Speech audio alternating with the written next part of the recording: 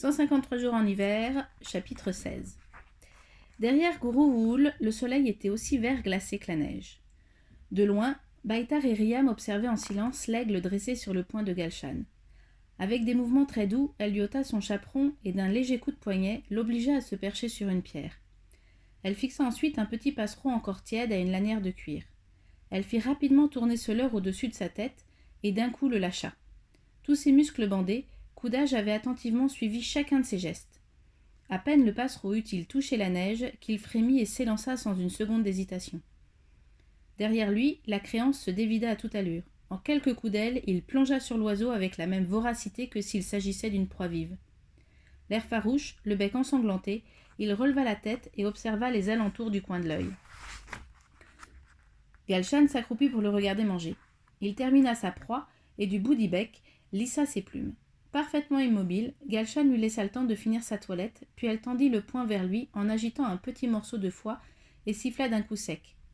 Coudage poussa un vigoureux « Hiiii !» s'élança et les ailes grandes ouvertes revint se poser en douceur sur son gant. Il se frotta le bec du bout des griffes et arracha le morceau de viande de ses doigts. Pour la première fois depuis sa capture, Coudage venait de voler. Galshan jeta un rapide coup d'œil vers son père et lui sourit. Riam se sentait étrangement fier de sa fille. À côté de lui, Baïtar roulait une cigarette comme si de rien n'était. Là-bas, Galshan promenait le seigneur Coudage au poing et lui parlait à mi-voix. Chapitre 17. Seigneur Coudage volait chaque jour de plus en plus loin et savait maintenant revenir au leurre. Galshan faisait tournoyer la petite proie morte, l'aigle fondait dessus à pleine puissance et la saisissait entre ses serres avant même qu'elle ne touche le sol. Avec une habileté surprenante, il s'était habitué à des créances de plus en plus longues. Mais depuis quelque temps, elle le gênait, et plus d'une fois il s'était trouvé en déséquilibre à cause d'elle. « Demain, tu le mettras sur l'aile, » annonça Baïtar un soir en tisonnant le poil. Le mettre sur l'aile ? La main de Galshan se referma sur la petite pierre d'Istanbul, son cœur tambourinait au creux de sa poitrine. Mettre Coudage sur l'aile, ça signifiait le laisser voler seul, sans aucune attache. L'aigle serait alors libre, libre de partir au loin, libre de retrouver sa vie sauvage. Baïtar s'installa auprès du poêle pour écouter la suite du vieil homme et la mère. Tout le monde a sa chance, les hommes, les oiseaux, les poissons. Galshan s'arrêta bientôt. Ils avaient tous les deux la tête ailleurs.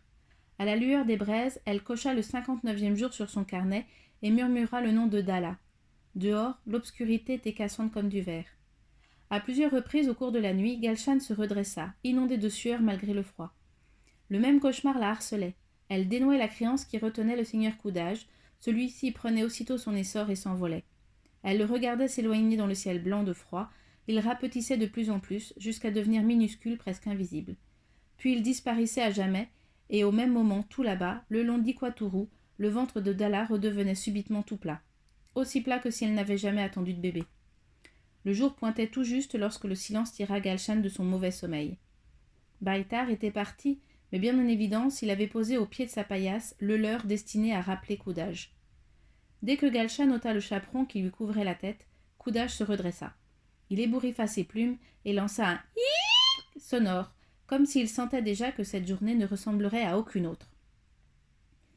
Galshan lui effleura le plumage et les doigts tremblants dénoua les jets de cuir qui le retenaient. Le seigneur Coudage était libre. Elle s'éloigna à reculons, les yeux embués de larmes. L'aigle resta un instant immobile et d'un coup prit son essor. Ses ailes claquèrent dans l'air glacial et en quelques battements, il s'éleva bien plus haut qu'il ne l'avait jamais fait depuis sa capture. Il passa au-dessus de Galshan et fila droit vers Gourououl, le bec tourné dans la direction du pâle soleil d'hiver. Galshan le regarda s'éloigner dans le ciel blanc de froid. Il rapetissa de plus en plus jusqu'à devenir minuscule, presque invisible. Puis il disparut. Elle éclata en sanglots. « Coudage » hurla-t-elle. « Coudage » Sa voix heurta le fond du vallon. « Dage, Dage, Dage » L'aigle restait invisible. Elle siffla en faisant frénétiquement tournoyer le leurre que Baïtar avait préparé. Il retomba sur la terre glacée. Le ciel restait vide. Galshan se laissa tomber à genoux et se recroquevilla à même le sol durci par le froid. Coudage avait repris sa liberté. Mais soudain, l'air vibra juste au-dessus d'elle. Les ailes largement déployées, l'aigle se laissa glisser en douceur jusqu'au leurre qui roulait encore sur le sol. Il s'y attaqua avec le même appétit que les jours précédents. Les joues glacées de larmes, se mordant les lèvres pour ne pas éclater de joie, elle le laissa tranquillement finir sa proie avant de lui proposer au poing un peu de cœur. D'un seul élan, Koudage sauta sur le gant et s'attaqua à ce morceau de choix. Très haut, le seigneur Kahar virait en large cercle au-dessus de Sagoung, comme pour saluer Koudage. Dans les jours qui suivirent, Koudage vola en liberté dès que le temps y était favorable. Il s'élevait en quelques coups d'ailes puissants, se laissait porter par les courants ascendants et filait si haut et si loin qu'à chaque fois, Galshan le perdait de vue. Mais elle avait maintenant pleinement confiance. Les yeux mi-clos, elle goûtait à l'ivresse de son vol, frémissait au contact glacé de l'air. Elle planait avec lui à l'aplomb des montagnes et des vallées, se laissant à chaque fois porter jusqu'au-dessus d'Ikwaturu. Puis elle le rappelait et le regardait plonger vers le leur, avec un « hiiii » de plaisir, tandis que Baitar les observait. Koudage était prêt pour la chasse. La suite au prochain chapitre.